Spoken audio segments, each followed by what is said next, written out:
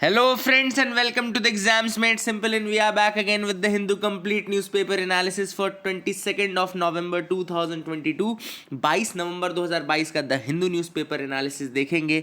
शुरू करते हैं सबसे पहले आज के क्वेश्चंस के साथ जिनके आंसर्स आप करेंगे, और ये क्वेश्चंस ऑब्जेक्टिव क्वेश्चंस हैं जो कि आपको प्रीलिम्स के लिए काफ़ी हेल्प भी करेंगे, ठीक है ना। तो सबसे पहला सवाल आपके लिए है, which of the following statements with respect to Sabz Burj के रिगार्डिंग स्टेटमेंट्स है। आपको बताना है कौन सा स्टेटमेंट सही है।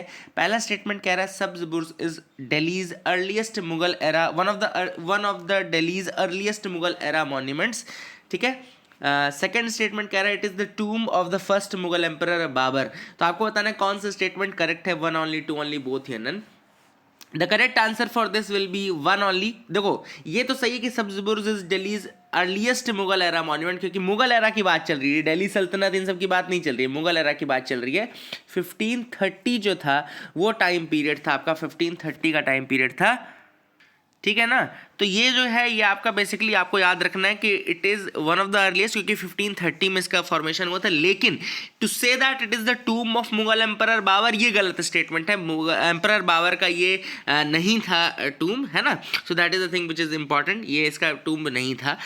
इनफैक्ट ये किसी का टूम था ये भी अभी तक नहीं पता है, सो ये कहना गलत होगा। तो the answer is one only. Second question is Pochampally village which was recently named as one of the best tourism villages by United Nations World Tourism Organisation, UNWTO, यानी कि United Nations World Tourism Organisation ने अभी recently Pochampally को name किया है as one of the best tourism villages. ये कहाँ पर है, किस स्टेट में? ऑप्शंस आपके सामने है, Kerala, Meghalaya, Karnataka, Telangana. So this is a question. इसका आंसर मैं आपको नहीं बता रहा हूँ, इसका आंसर आप खुद मुझे बताएंगे। You will tell me the answer for this question, ठीक है ना। आसान सवाल है, मैंने पढ़ाया हुआ है, ऐसा भी नहीं कि मैंने नहीं पढ़ाया है। आप इसका आंसर बताएंगे। तीसरा सवाल है, which of the following statement is correct regarding the STARS programme. STARS programme के रिगार्डिंग कौन सा स्टेटमेंट सही है? पहला स्टेटमेंट कह रहा है STARS programme is partly funded by the World Bank. दूसरा स्टेटमेंट कह रहा है objective of the STARS programme is to improve the quality and governance of school education in 6 Indian states. तीसरा स्टेटमेंट कह रहा है, the third statement says that A major component of the project is establishment of परख as a national assessment center। तो इसमें परख को national assessment centre की तरह बनाया जाएगा। तो आपको बताना है कि which of the following statements are correct regarding this, 2 and 3, 1 and 2, 1 and 1, 2, 3। The correct answer for this will B 1, 2 and 3, तीनों ही सही हैं। स्टार्स प्रोग्राम की अगर मैं बात करूँ तो let me tell you one by one. STARS programme partly funded है वर्ल्ड बैंक के द्वारा, बिल्कुल सही बात है। स्टार्स प्रोग्राम का फुल फॉर्म है strengthening teacher learning and results for states project. क्या नाम है इसका? Strengthening teacher learning results for states, strengthening the teacher learning and results for the states. तो ये है स्टार्स प्रोजेक्ट, और इसका एक कंपोनेंट है परख जिसका नाम है performance assessment review and analysis of knowledge for holistic development. परख का फुल फॉर्म क्या है? Performance assessment review and analysis of knowledge for holistic development, and परख को एक नेशनल असेसमेंट सेंटर के रूप में बनाया जाएगा। It is a centrally sponsored scheme under the department of school education and literacy, ministry of education, ठीक है ना। ये मिनिस्ट्री ऑफ एजुकेशन के अंतर्गत सेंट्रली स्पॉन्सर्ड स्कीम है, department of school education and literacy के अंतर्गत ये आती है। The objective is to improve the quality and governance of school education in 6 Indian states. The objective of this is to improve the quality of governance of school education in 6 Indian states. 6 states कौन कौन से हैं? Himachal Pradesh, Kerala, Madhya Pradesh, Maharashtra, Orissa and Rajasthan. So these are the 6 states which are there under this. ये थे 3 सवाल। 3 सवालों में आपको कुछ नई चीजें सीखने को भी मिली होगी। पोचमपल्ली वाला आंसर आपको जरूर करना है, that is the question which I have left to you, ठीक है ना। आगे मूव करते हैं, यहाँ पे देखते हैं क्या इंपॉर्टेंट न्यूज़ आइटम्स है। तो बहुत सारी, देखो आज का न्यूज़पेपर इतना अच्छा है, हालांकि फ्रंट पेज में आपको नहीं दिख रही होगी, लेकिन बहुत सारी न्यूज़ आइटम्स हैं आज के पेपर में, ठीक है ना। तो सबसे पहले हम बात कर लेते हैं ऑलिव रिडली सी टर्टल्स की, which were sighted off in the Orissa coast. तो यहाँ पे ऑलिव रेडली टर्टल देखा गया। कहाँ पे देखा गया?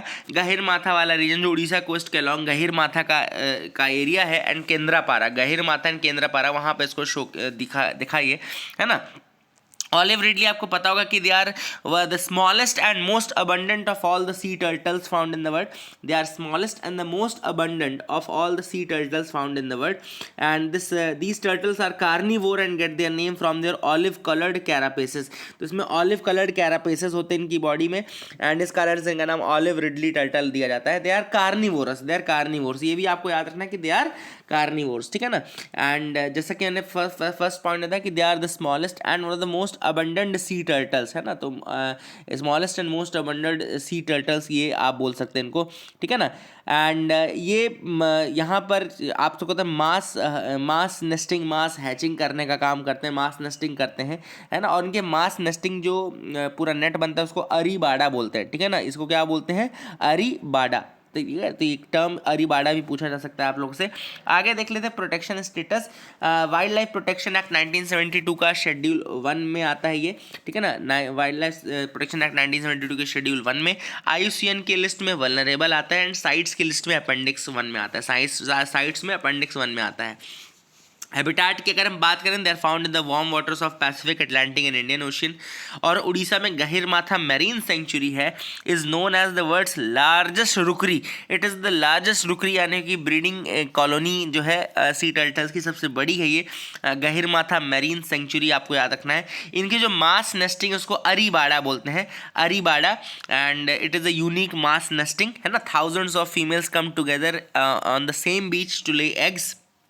एग ले करने के लिए आती हैं, है ना. And they have a threat from marine pollution and waste, human consumption, plastic garbage, fishing trawlers. ये सब कुछ थ्रेट्स हैं जो कि ऑलिव रिडली फेस कर रहे हैं. Let me show you the map of the Orissa coast जहाँ पर ये आए हैं.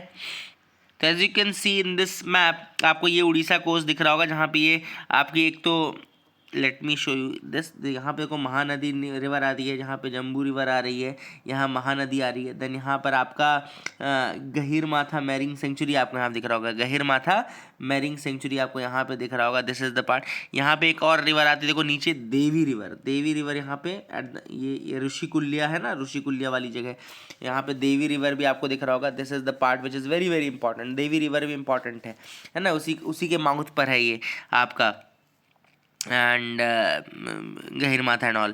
तो यहाँ पे आप इन चीज़ों को याद रखिएगा. यहाँ पर गहिरमाथा, ये आपका पूरा उड़ीसा कोस्ट का मैप है. नेक्स्ट पेज में आपको सेकंड न्यूज़ यहाँ पे देखो, असम हीरो रिमेंबर्ड. यहाँ पे आपको दिख रहा है असम में कुछ लोग. तो यहाँ पे एक बोट है जो कि ब्रह्मपुत्रा नदी के ऊपर है, और यहाँ पे एक वॉर सीन को रिक्रिएट किया जा रहा है असम वर्सेस मुगल्स, मतलब Ahom soldiers versus Mughal soldiers के बीच में. आप सबको पता होगा कि ये 400th बर्थ एनिवर्सरी है अहोम जनरल लचित बोरफुकान की. तो Lachit Borphukan who is known for his battle against the Mughals, and यहाँ पर यही रिक्रिएट किया जा रहा है. तो लचित बोरफुकान याद रखिएगा, he was a commander, and Lachit Borphukan was a commander and in the Ahom kingdom.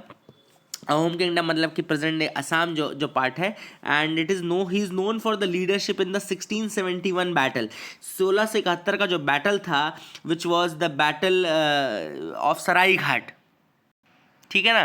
तो 1671 में बैटल ऑफ सराई घाट जो था वो इन्होंने लड़ा था, and this was a battle between the Ahom forces and the Mughal forces under the command of Ram Singh one. यहाँ पे राम सिंह वन थी, है ना. याद रखिएगा, Mughal forces were under the command of Ram Singh one. Mughal forces किसके कमांड में थी? राम सिंह वन के कमांड में. एंड उनके अगेंस्ट बैटल हुआ लचित बोरफुकान का.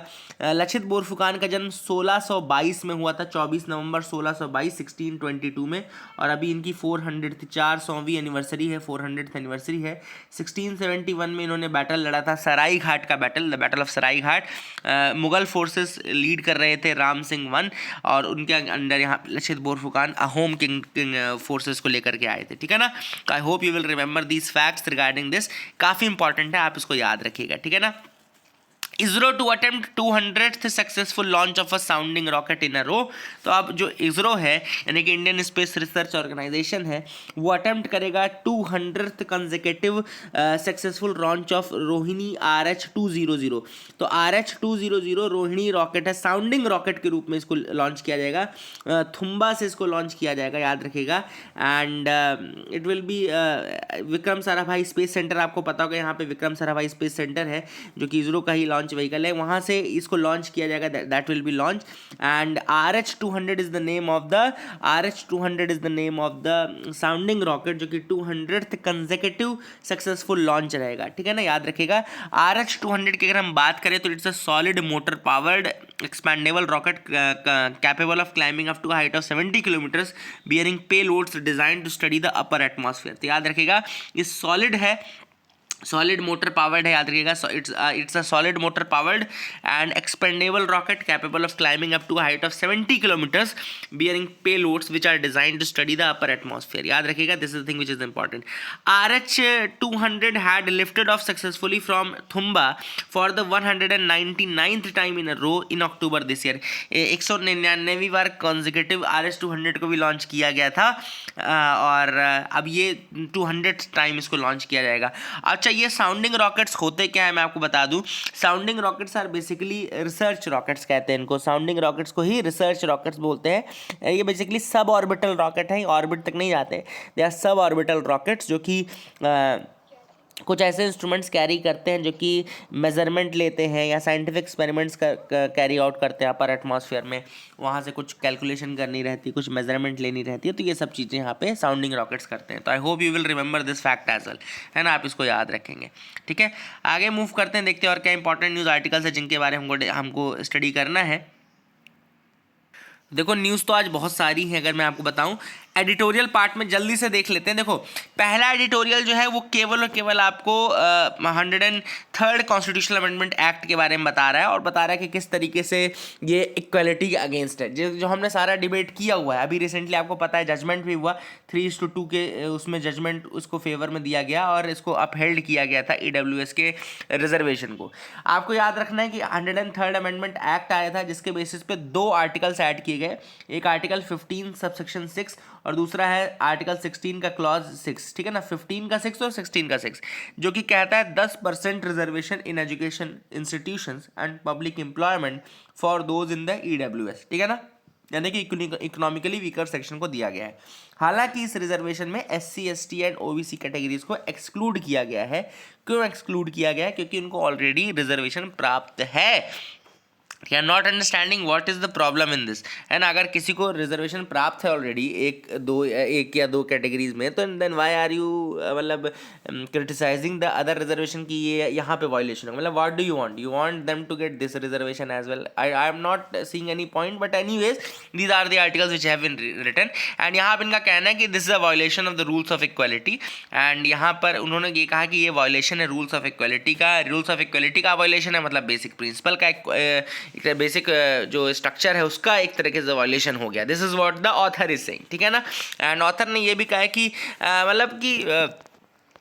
मतलब उनका एक एग्जांपल उन्होंने दिया था कि एक अगर आदिवासी गर्ल है then she will not be getting the EWS, मतलब लेकिन उनका ये कहना है कि उसको एक तो गर्ल का रिजर्वेशन मिल रहा है, first the female reservation which was there, then उसको जो SC ST रिजर्वेशन है वो मिल रहा है, देन थर्ड वो ये कह रहे हैं कि उसको EWS का भी आप उसको बेनिफिट प्रोवाइड करो, क्योंकि ये इंटरसेक्शन ऑफ इनइक्वालिटीज़ हैं। This is the intersection of, कहना चाहिए कि इंटरसेक्शन हो रहा है यहाँ पे अलग अलग प्रॉब्लम्स का, है ना। तो why are you not giving the reservation for that essence. तो this is what the author has harped upon, but anyways we have discussed in detail about this.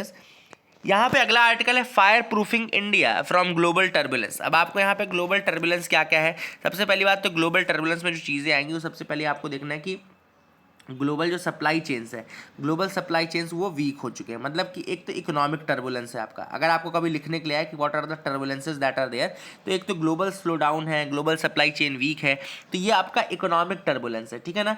दूसरा अगर आप देखें तो एक तो पॉलिटिकल टर्बुलेंस भी है। आपको देखना होगा कि बहुत सारे कंट्रीज है, जैसे फॉर एग्जांपल ब्रिटेन का एग्जांपल हो, तो ब्रिटेन में पॉलिटिकल टर्बुलेंस आपको देखने को मिला। बोरिस जॉनसन नहीं रह पाए, वो रस नहीं रह पाई, फिर उसके बाद अब ऋषि सुनाक जी आ गए हैं।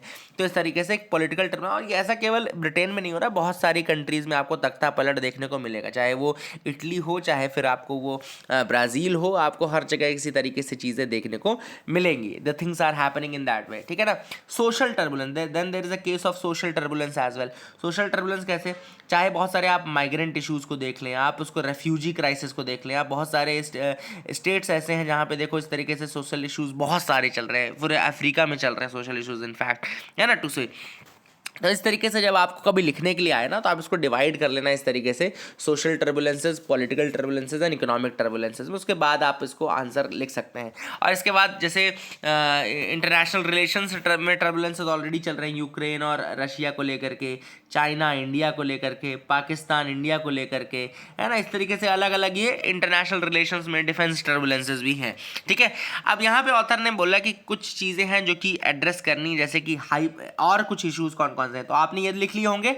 अब कुछ और इश्यूज लिखो: extremism, hyper nationalism, unequal distribution of wealth, migration, adverse impact of climatic change. ये इन्वायरमेंटल टर्बुलेंसेज हैं, इन्वायरमेंटल या क्लाइमेटिक टर्बुलेंस वहाँ पे भी लिख सकते हैं। तो क्लाइमेट चेंज, है ना, they have impacted the world as a whole, है ना। तो ये आप बहुत अच्छा ये आर्टिकल है जो कि आपको आंसर राइटिंग बताएगा किस तरीके से आपको करनी चाहिए। तो जैसे मैंने आपको यहाँ पे अलग अलग फीचर्स लिखा दिए, अलग अलग तरीके से डिफाइन कर दिया। अब यही आपका आंसर अच्छा हो गया। अब इन्हीं पॉइंट्स को आप नॉर्मल उसमें लिखते तो इतना अच्छा नहीं लगता, बट जब आपने इसको political turbulence, economic turbulence, social turbulence, environmental turbulence, climatic turbulence ऐसे ब्रेक कर दिया तो ये ज़्यादा बेटर लगने लगा। यहाँ पे ऑथर ने यहाँ पे कहा है कि देखो, इसको इन सब चीज़ों को जब हम मतलब रेजिस्ट करते हैं, यानी कि अपनी वल्नरेबिलिटीज़ को जब हम कम करते हैं और अपने आप को प्रोटेक्ट करते हैं इन टर्बुलेंसेस से, तो वो चीज़ कहलाती है फायर प्रूफिंग, है ना। मतलब जैसे मतलब आपके अपने घर में आग ना लगे, इसलिए आप क्या करते हैं, अपने घर को फायर प्रूफ करते हो। तो उसी तरीके से आपके नेशन में भी, आपकी नेशन की इकॉनमी में, आपकी नेशन की पॉलिटी में, इन्वायरमेंट में कहीं पर भी आग ना लगे, इसलिए आप उसको क्या करोगे, फायर प्रूफिंग करोगे। तो किस तरीके से फायर प्रूफिंग करोगे, तो ऑथर ने बोला कि देखो, पहला तो आपका एम अभी है कि डेवलप्ड कंट्री का स्टेटस लेना है by 2047। There are two basic thing. First तो आपको डेवलप्ड कंट्री का स्टेटस चाहिए बाय 2047, एंड सेकंड जो है वो थोड़ा ज़्यादा बड़ा इशू है, जिसमें कि आपको पूरे international relations, Russia Ukraine crisis को हैंडल करना है, सेकंड चाइना को हैंडल करना है, हेजेमनी को, यूएस को मेंटेन करना है रशिया को मेंटेन करते हुए। तो इस तरीके से आपको फायर प्रूफिंग की ज़रूरत पड़ेगी कि आप सारे डिप्लोमेटिक फ्रंट पे, चाहे इकोनॉमिक फ्रंट पे, चाहे मिलिट्री फ्रंट पे, हर फ्रंट पे आप अपने आप को और स्ट्रांग फुटिंग पे रख सको। तो ये जो उन्होंने पैराडाइम दी है, डाइम पैराडाइम या डाइम्स पैराडाइम, आप इसको लिखिए: diplomacy, information, military, economy, economics and society, है सोशल भी लिख लो, डाइम्स होता है ये, है ना। तो आगे लिखा भी है शायद ऑथर ने इसको, डाइम्स, यस। तो याद रखें, यस, डाइम्स, सोसाइटी इसमें ऐड कर दिया तो डाइम्स हो गया। तो these are basically different challenges as well, चाहे वो डिप्लोमेटिक चैलेंजेस हों, चाहे मिलिट्रली चैलेंजेस हों, चाहे चाइना वाला, चाहे इकोनॉमिक चैलेंजेस हों, चाहे सोसाइटल चैलेंजेस हों। तो डाइम्स भी आप लिख लीजिए, एक ये चैलेंजेस भी हैं और ये एरियाज़ भी हैं जहाँ पे हमको काम करना है, ठीक है ना। अब यहाँ पे ऑथर ने कहा कि इकोनॉमिक फ्रंट पे आप देखो तो हम वैसे तो रेजिलिएंट है, 5th लार्जेस्ट इकोनॉमी है, रेजिलिएंट भी हैं अभी भी, लेकिन और हमको करने की ज़रूरत है। कहाँ पे करने की ज़रूरत है, वो है पॉवर्टी एलिविएशन। जहाँ पे हमको बहुत ज़्यादा वर्क करने की ज़रूरत है वो फील्ड है पॉवर्टी एलिविएशन का। तो that field is poverty alleviation. दूसरा उन्होंने ऑथर ने कहा है हमको एजुकेशन एंड हेल्थ केयर को भी बहुत ज़्यादा फोकस करने की ज़रूरत है, क्योंकि एजुकेशन एंड हेल्थ केयर पर जब हम फोकस करेंगे तो न केवल ये इकोनॉमिक चैलेंजेस को बल्कि ये सोसाइटल चैलेंजेस को भी दूर करेगा, ठीक है ना। देन क्रिएशन ऑफ जॉब्स का क्रिएशन बहुत ज़्यादा इंपॉर्टेंट है, वेरी इंपॉर्टेंट, है ना, क्योंकि ये भी सोसाइटल टर्बुलेंसेज और पॉलिटिकल टर्बुलेंसेज और इकोनॉमिक टर्बुलेंसेज को ख़त्म करने का काम करता है, ठीक है ना। तो that is a thing which is important. I hope you like this part, ठीक है ना। इसके अलावा यहाँ पे आप देखें, raising the other parameters of the human development index, HDI के इंडेक्सेस के जो दूसरे पैरामीटर्स हैं, चाहे वो हेल्थ वाला हो, चाहे एजुकेशन वाला हो, चाहे वो पर कैपिटा वाला हो, उनको हमको इंक्रीज़ करना है in order to get insulation. अगर हम इंसुलेशन चाहते हैं इन टर्बुलेंसेस से तो हमको उनको इंप्रूव करना पड़ेगा, ठीक है ना। अब यहाँ पे ऑथर ने यही कहा है कि ग्लोबलाइजेशन था पहले, उसके बाद सिक्योरिटाइजेशन आ गया। डिटरेंस बहुत ज़्यादा ज़रूरी है क्रिएट करना फॉर फायर प्रूफिंग। और डिटरेंस कहाँ कहाँ किस फील्ड में हमको क्रिएट करना है, तो डिटरेंस ऑब्वियस सी बात है हमको क्रिएट करना है एक तो अपने मिलिट्री फ्रंट पे, ताकि कोई भी ऐसी पावर ना हो जो हमारे ऊपर आंख उठा करके देख सके। तो हमको हार्ड पावर में भी डिटरेंस क्रिएट करना है और अपने इकोनॉमिक और इन सब पॉइंट्स पे भी डिटरेंस क्रिएट करना है, क्योंकि हम अगर लोगों को अपने ऊपर डिपेंडेंट कर देंगे तो एक तरीके से वो डिटरेंस का ही काम करता है, ठीक है ना। तो that is a thing which is important. I hope you got clarity regarding this article, आपको समझ में आ गया होगा। The geo heritage value of Ram Setu. तो यहाँ पे बेसिकली जियो हेरिटेज वैल्यू की बात की गई। तो मैं आपको कुछ टर्म्स बता दूं। देखो, जियो हेरिटेज का मतलब क्या होता है। Geo heritage is concerned with the preservation of features like landforms, natural and artificial exposure of rocks and sites where these features can be studied and examined for their preservation purpose. तो geo heritage is actually concerned with the preservation of features of landform. जो geographical features है ना, जैसे कि landforms हो गए, natural and artificial rocks हो गए, साइट्स हो गए, जहाँ पे इस तरीके के जियोग्राफिकल इंपॉर्टेंस की चीज़ें पाई जाती हैं, तो उनके प्रिजर्वेशन और उनके स्टडी को एग्जामाइन करने के लिए, उनके स्टडी के लिए उनको जब हम प्रिजर्व करते हैं तो वो आपका जियो हेरिटेज कहलाता है। ठीक है ना। एंड एक लोकेलिटी जहाँ पर ये जियो हेरिटेज है उसको जियो साइट बोलते हैं। The site where is a locality which constitutes part of the geo heritage. याद रखिएगा, geo site is a locality that forms part of the geo heritage. उस जियो हेरिटेज का जो लोकेलिटी होगा उसको हम जियो साइट बोलेंगे। ठीक है ना, याद रखिएगा। And that is the thing which is important. और इसी को प्रमोट, ये क्या चीज़ प्रमोट करता है, जियो टूरिज्म को प्रमोट करता है। तो जियो हेरिटेज की जो लोकेलिटी है उसको जियो साइट बोलेंगे, और ये प्रमोट क्या करेगा, ये प्रमोट करेगा जियो टूरिज्म को। ठीक है ना, that is the thing which is important. अगले न्यूज एनालिसिस पे आते हैं, जो कि है how different is the new data protection bill. कितना अलग है नया डेटा प्रोटेक्शन बिल। तो ये है, बहुत डिटेल में बात करेंगे। कल भी हमने बहुत डिटेल में बात की थी, आज उसी के पॉइंट्स को आगे बढ़ाएंगे। सबसे पहला जो ऑथर ने पॉइंट रखा है कि जो इस बार डेटा प्रोटेक्शन बिल है 2022 का, ये दो फ्रंट्स में मिस करता है। दो फ्रंट्स में मिस करता है। कौन कौन से दो फ्रंट्स में मिस करता है? अब कुछ टर्म्स आपको कल बताए थे मैंने। डेटा प्रिंसिपल, मतलब कि जो यूज़र है, डेटा प्रिंसिपल हो गया, और जो आपका कंपनी हो गई जो डेटा स्टोर करती है उसको बोलते हैं हम डेटा फिड्यूशरी। याद रखिएगा, डेटा फिड्यूशरी, जो भी डेटा कलेक्ट करते हैं या उसको प्रोसेस करते हैं वो डेटा फिड्यूशरीज हो गए। ठीक है ना। अब पहला जो है वो मिस कर रहा है the first right that the data bill misses is the data portability. अब यहाँ पे ये मिस कर रहा है डेटा पोर्टेबिलिटी को। फॉर एग्जांपल, सपोज करो कि आप एक डेटा प्रिंसिपल हो और आप यूज़ कर रहे हो services of a data fiduciary, है ना।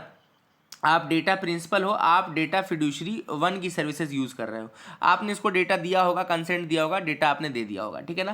सपोज करो now you are not happy with data fiduciary 1 and you want to shift to data fiduciary 2। तो होना क्या चाहिए था कि डेटा पोर्टेबिलिटी होनी चाहिए थी, मतलब डेटा फिड्यूशरी 1 के पास से हट करके डेटा फिड्यूशरी 2 के पास चला जाए, 1 के पास फिर वो डेटा ना रहे, 2 के पास वो डेटा रहे, और आप you can easily shift to the data fiduciary 2, है ना। ये पोर्टेबिलिटी होनी चाहिए थी, but that data portability is missing in the data protection bill 2022। ठीक है ना। तो डेटा इसमें ये राइट प्रोवाइड नहीं किया गया है पोर्टेबिलिटी का। Second right that has forgone in this is the right to be forgotten. तो याद रखिएगा, the second right that has been forgone in this data protection bill 2022 is the data to be right to be forgotten. याद रखिएगा, right to be forgotten. And तो क्या allow करता है, देखो, right to be forgotten allows the data principal to ask the data fiduciary to stop the continuing disclosure of their personal data.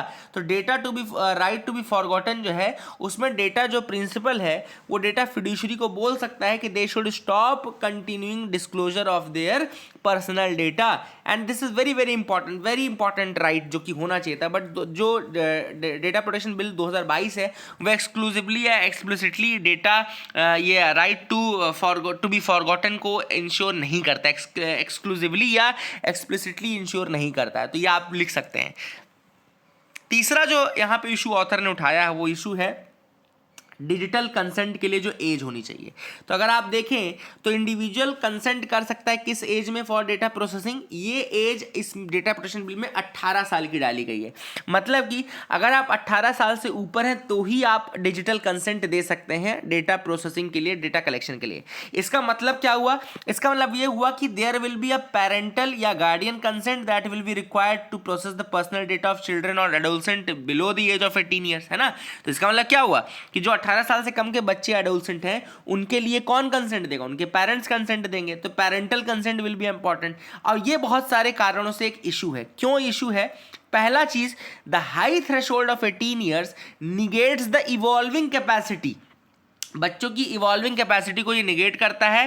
That the consent of a toddler is different from that of a teenager. मतलब देखो ये एक toddler को बिल्कुल जो मतलब जो बिल्कुल पैर चारों पैर रख के चल रहा होगा, चारों पैर सॉरी दोनों हाथ दोनों पैर रख के चल रहा होगा, या फिर आपका एक एडोलसेंट जो कि 17 साल 16, उन दोनों को इक्वल फुटिंग पे रख रहा है ना, उसकी इवॉल्विंग कैपेसिटी को ध्यान ही नहीं दे रहा है कि भैया 2 साल का जो बच्चा था वो अलग है और ये 15 साल का 16 साल का बच्चा अलग है ना। तो ये इवॉल्विंग कैपेसिटी को वो रिकॉग्नाइज नहीं करता। Second, it would result in unequal access to the internet. Obvious सी बात है ये अनइक्वल एक्सेस देगा इंटरनेट में, ऑब्वियस सी बात है, क्योंकि जो पेरेंट्स हैं वो बच्चों की ऑटोनॉमी ऑब्वियसली उनको नहीं यूज़ करने देंगे, and they will not be exposed to the contradictory view point. मतलब पेरेंट्स कोशिश करेंगे कि बच्चे ऐसी चीज़ ना देखें जो उनके व्यू पॉइंट से कॉन्ट्राडिक्टरी हो, तो बच्चों का जो इवॉल्व होना था, बच्चों का जो नॉलेज बढ़ना था वो भी नहीं बढ़ पाएगा, ठीक है ना। हो सकता है बहुत सारी बुराइयां भी हैं इंटरनेट में, लेकिन ऐसा नहीं है कि वो सिर्फ बुराइयां हैं, कोई अगर उसको ढंग से यूज़ करना चाहे तो कर भी सकता है ना। अब डिजाइन ऑफ रेगुलेटरी फ्रेमवर्क अगर हम देखें तो in comparison to the regulatory framework which was conceptualised in the previous laws, जो पहले लॉज थे उनमें जो था, पहले क्या था, डेटा प्रोटेक्शन अथॉरिटी बनाई जा रही थी। जो प्रीवियस लॉ अगर आप पढ़ेंगे बिल तो उसमें डेटा प्रोटेक्शन अथॉरिटी बनाई जा रही थी, लेकिन अभी डेटा प्रोटेक्शन अथॉरिटी नहीं है, अब है data protection board of India, data protection board of India. अंतर यह है कि डेटा प्रोटेक्शन अथॉरिटी को बहुत ज़्यादा पावर, बहुत ज़्यादा ऑल पावरफुल और माइटी बनाया गया था, लेकिन इतना ज़्यादा power data protection board of India को नहीं दिया गया है, ठीक है ना। बहुत कम पावर्स हैं जो कि इसको दिए गए हैं, ठीक है ना। That is the thing which is important, है ना, याद रखिएगा। अब दिक्कत क्या है, दिक्कत ये है इससे कि data protection board of India को आपने पावर नहीं दिया, वो एक इंडिपेंडेंट अथॉरिटी होता है। पावर आपने किसके पास रखा, सेंट्रल गवर्नमेंट के पास पावर रखा।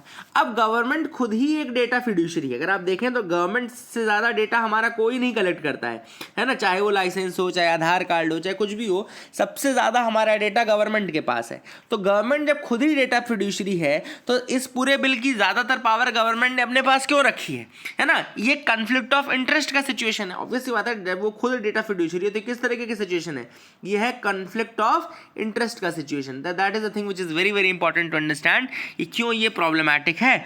इसके अलावा ऑथर ने यहाँ पे ये भी कहा है कि क्या गवर्नमेंट क्या कर सकती है, गवर्नमेंट बार बार, जैसे डीम्ड कंसेंट कल मैंने आपको बताया था, डीम्ड कंसेंट मतलब कि जहाँ पे भी पब्लिक पर्पस या फेयर एंड रीजनेबल होगा, फेयर एंड रीजनेबल रीजंस के लिए, तो कुछ किसी भी रीजन को फेयर एंड रीजनेबल कर सकता है, उसके पास ही पावर है ना, गवर्नमेंट के पास ही पावर है ना कि फेयर एंड रीजनेबल क्या है बताने की। तो किसी भी चीज़ को फेयर एंड रीजनेबल बोल करके डेटा आपका कलेक्ट करके उसकी प्रोसेसिंग कर सकता है।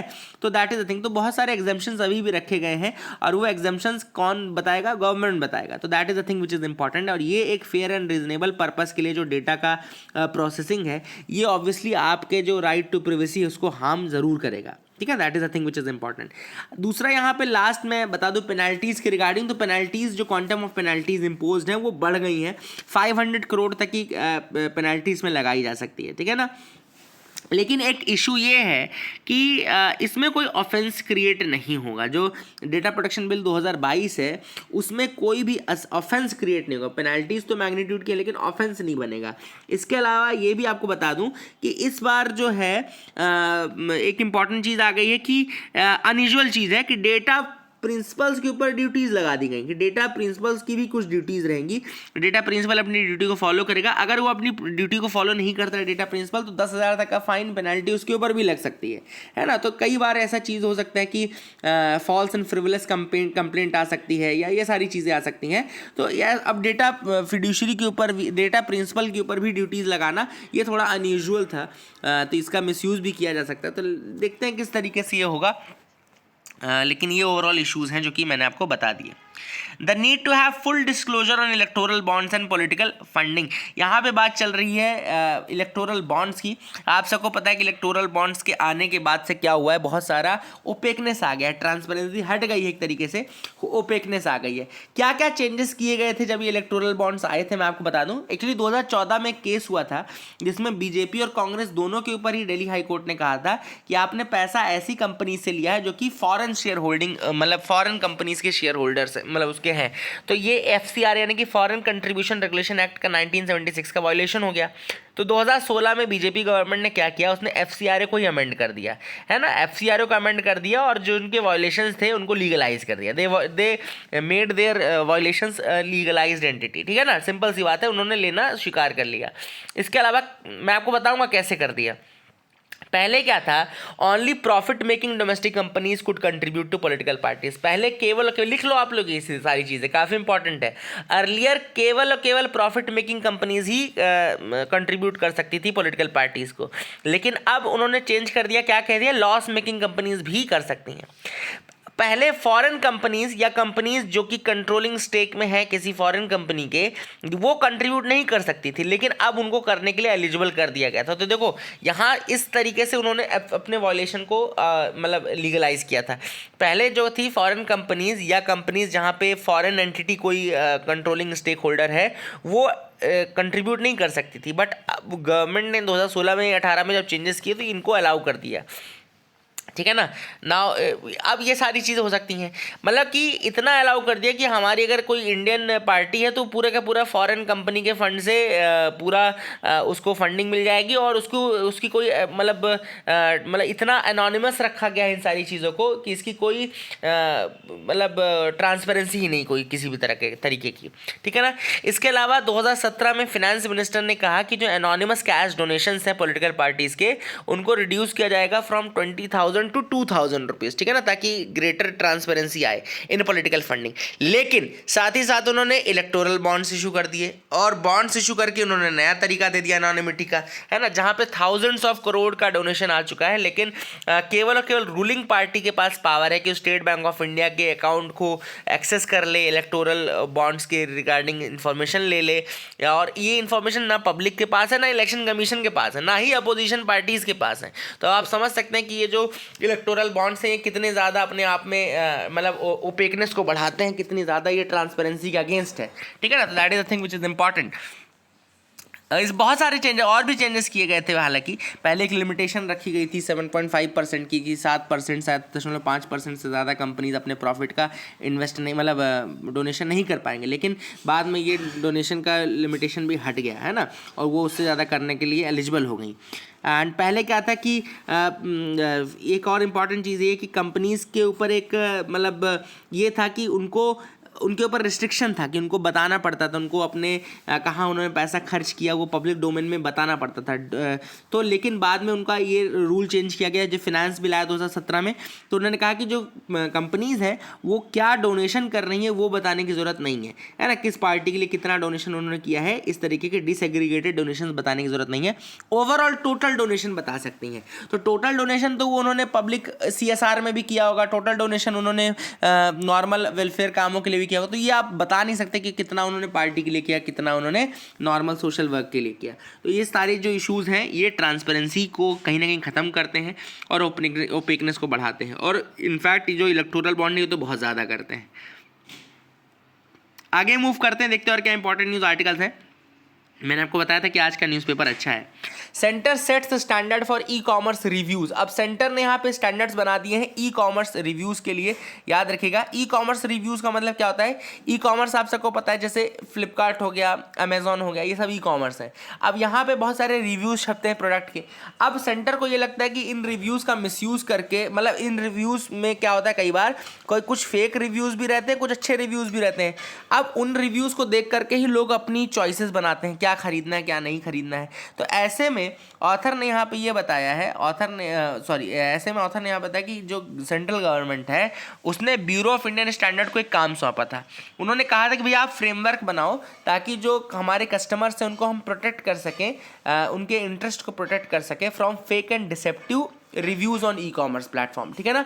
तो फेक एंड डिसेप्टिव रिव्यूज़ जो ई कॉमर्स प्लेटफॉर्म में आते हैं उनसे प्रोटेक्ट करने के लिए, किसको, कंज्यूमर को प्रोटेक्ट करने के लिए उन्होंने बनाया। और मैंडेटरी अगर किसी ने अगर अभी तो ये वॉलंटरी है लेकिन मैंडेटरी बन जाएंगे सून, जैसे ये मैंडेटरी बनते हैं तो उनके वॉयलेशन पे ऑब्वियस सी बात है फाइन और ये सारे प्रिंसिपल्स लगाए जाएंगे, है ना। पनिशमेंट भी है अनफेयर ट्रेड प्रैक्टिसेस की या वॉयलेशन ऑफ कंज्यूमर राइट्स के अंतर्गत, इसमें फाइन भी, पनिशमेंट भी दी जाएगी, ठीक है ना।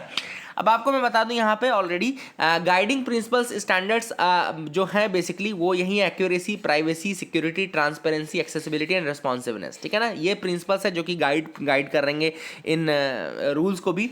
एंड बेसिकली वही है कि रिस्पॉन्सिबिलिटी थमाई जाएगी रिव्यू ऑथर के ऊपर, जो रिव्यू ऑथर रहेगा और रिव्यू एडमिनिस्ट्रेटर, दो लोग रहेंगे, एक रिव्यू ऑथर रहेगा एंड रिव्यू एडमिनिस्ट्रेटर रहेगा, जो कि क्या करेगा, जो बेसिकली इसको रिव्यू करेंगे कमेंट्स को एंड ऑल, और उनके ऊपर एक रिस्पॉन्सिबिलिटी रहेगी कि जब तक सही कमेंट ना हो तब तक उसको रिव्यू, उसको अथॉरिटी या उसको मतलब क्या बोलते हैं उसको एक्सेप्टेबिलिटी, या आप उसको एलिजिबल ना करें कि वो शो होने लगे, ठीक है ना। सेंटर का कहना है कि इससे जो है लोगों के अंदर कॉन्फिडेंस आएगा, वो गुड्स खरीदते समय उनको ये भरोसा होगा कि जो कमेंट उनको दिख रहा है वो सही कमेंट दिख रहा है, ठीक है ना। तो ये सारी चीज़ें आपको बता दूं। इसका नाम जो रखा गया है वो रखा गया Indian standard 19,2022 online consumer reviews principles and requirements for their collection, moderation and publication. तो इसका नाम देख लीजिए आप लोग, है ना, बड़ा यूट पटांग नाम है हालांकि, but anyways this is what you have to understand, ठीक है।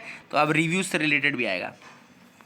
Union health ministry launches India's first suicide prevention policy. याद रखिएगा, यूनियन हेल्थ मिनिस्ट्री ने लॉन्च की इंडिया की पहली suicide prevention policy. This is the ministry of health and family welfare ने launch किया है announced national suicide prevention policy, the first of its kind in the country में पहली बार ऐसा हुआ है।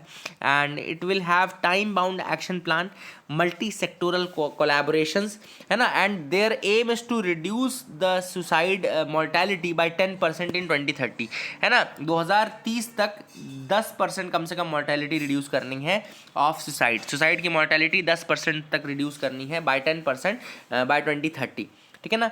अब the strategy broadly seeks to establish effective surveillance mechanism for suicide within the द नेक्स्ट 3 years। अगले 3 सालों में पहली चीज़ क्या है, अगले 3 सालों में लिख लो आप लोग, पहली चीज़ है अगले 3 सालों में एक इफेक्टिव सर्विलेंस मैकेनिज्म बने फॉर सुसाइड, सर्विलेंस मैकेनिज्म लाया जाए सुसाइड को सर्विलेंस करने के लिए, ठीक है ना। दूसरा है साइकियाट्रिक आउट पेशेंट डिपार्टमेंट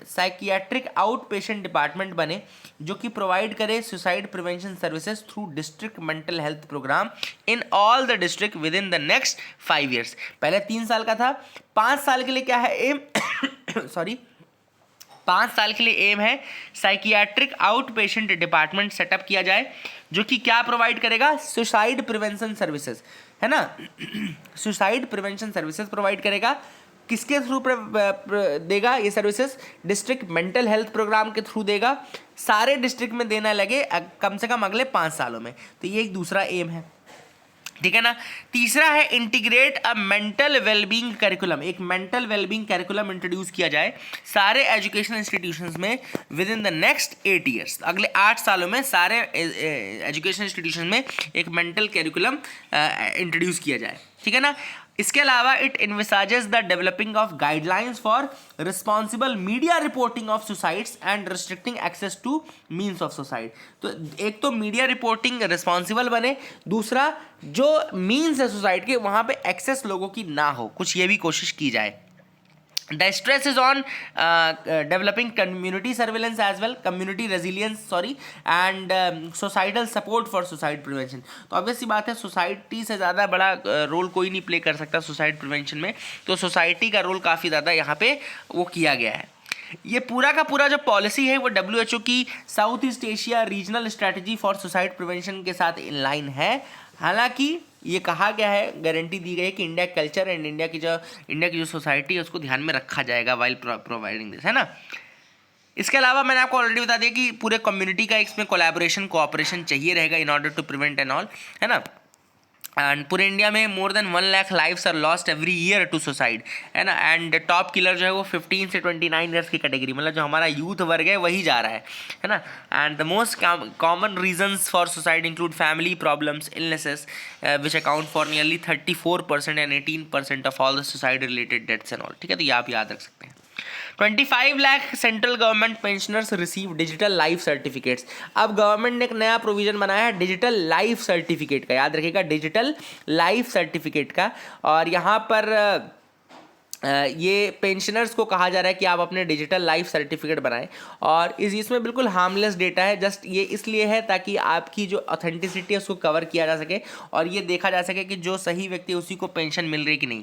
और कुछ लोगों ने कंफर्म ये भी किया कि आगे आगे धीरे धीरे ये डिजिटल लाइफ सर्टिफिकेट को मैंडेटरी कर दिया जाएगा और पेंशन आपको तभी मिलेगी जब आप ये डिजिटल लाइफ सर्टिफिकेट शोकेस करोगे। ऐप के थ्रू लॉगिन करके आपको बनाना है, ठीक है ना। Qatar and China sign world's longest gas supply deal. Qatar energy जो है उसने 27 साल की नेचुरल गैस सप्लाई डील की है चाइना के साथ। 27 years natural gas supply deal with China, it is one of the longest ever. And ये अपने रिलेशंस को काफ़ी स्ट्रॉन्ग कर रहा है, मतलब चाइना के साथ कतर अपने रिलेशंस को, एंड कतर के साथ ये रिलेशनशिप चाइना ने किया है 27 साल के लिए, तो ये आप याद रखिएगा, ठीक है। That is the thing which is important. यहाँ पे रवांडा, मैं आपको एक रवांडा पॉलिसी बता दूँ क्या है। ब्रिटेन में रवांडा पॉलिसी फॉलो की जा रही है। रवांडा पॉलिसी का मतलब क्या है कि जो भी वहाँ पे असाइलम सीकर्स हैं उनको बुला करके कहाँ पे नाव के माध्यम से उनको रिलोकेट कर दिया जाता है रवांडा। तो this is the Rwanda policy. Java island में एक 5.6 मैग्नीट्यूड का अर्थक्वेक आया है ना, जिसमें कई लोगों की जान भी चली गई। तो that is the thing which happened. और अब यहाँ पे ऑथर ने यहाँ पे इकोनॉमी पेज है जिसमें डिमांड को किस तरीके से बढ़ाया जाए। ग्लोबल स्लोडाउन है तो डिमांड को हम कैसे बढ़ा सकते हैं उसके ऊपर विचार विमर्श किया जा रहा है। तो ऑब्वियस सी बात है, देखो कैसे बढ़ाएंगे, मैं आपको कॉमन सेंस बताता हूँ। डिमांड बढ़ाने के लिए सिंपल सी चीज़ है, लोगों के हाथ में पैसा हो। जब लोगों के हाथ में पैसा होगा तभी तो वो लोग कुछ खरीदेंगे, तभी तो डिमांड आएगी। कैसे आप बढ़ा सकते हैं? पहला, आप टैक्सेस को कम कर दो, आप इनकम टैक्स को रिड्यूस कर दो, कॉर्पोरेट टैक्स को रिड्यूस कर दो। ऑब्वियसली बात है लोगों के हाथ में पैसा ज़्यादा रहेगा। क्यों? क्योंकि मान लो अगर उनको 100 रुपये कमा रहे हैं, 100 रुपये कमा रहे हैं और 10 रुपये टैक्स दे रहे हैं तो उनके पास 90 रुपये बच रहा है। बट अगर 100 रुपये कमा रहे हैं और केवल 5% टैक्स दे रहे हैं तो उनके पास 95 रुपये बच रहा है, तो ज़्यादा उनके पास पैसा बच रहा है। तो जब पहले उनके पास कम पैसा था तो वो उतना खर्च नहीं कर पाएंगे, बट अगर ज़्यादा पैसा बचेगा तो ज़्यादा खर्चा कर पाएंगे। तो उनके पास टैक्सेस को कम करने की बात, पहली जो चीज़ है वो टैक्स कम कर दो, ठीक है ना। दूसरी है टैक्स रिबेट प्रोवाइड करो। जैसे जीएसटी के अंतर्गत जो शॉपकीपर्स हैं इन सब है, इनको आप ट्रेडर्स हैं, इनको रिबेट देते हो तो रिबेट प्रोवाइड करो। इसके अलावा उन्होंने कहा है कि कॉस्ट ऑफ लिविंग तो इंडिया में बहुत इंक्रीज हो गई है, लेकिन इनकम टैक्स लाइबिलिटी उतनी ही की उतनी, मतलब उसको कम नहीं किया जा रहा है। इनकम टैक्स लाइबिलिटी भी बढ़ती जा रही है, बर्डन जो है हाउस होल्ड पे बढ़ता जा रहा है, वो बढ़ता जा रहा है, एंड आपका कॉस्ट ऑफ लिविंग भी बढ़ता जा रहा है। तो खर्चा कहाँ से करेगा और डिमांड क्या करेगा? तो ये सारी चीज़ें आपको बढ़ानी है, तो आपके पास उनके पास डिस्पोजेबल इनकम बढ़ानी पड़ेगी। So that is it for the day friends. आज एक बहुत इंपॉर्टेंट मैच है अर्जेंटीना सऊदी अरेबिया का, ज़रूर देखिएगा। लियोनेल मेसी को अगर आप जानते हैं, अगर आप एंजॉय करते हैं उसके फुटबॉल प्ले को, तो you can watch that. And that is it for the day. Keep loving us, keep sharing us. Thank you, have a nice day.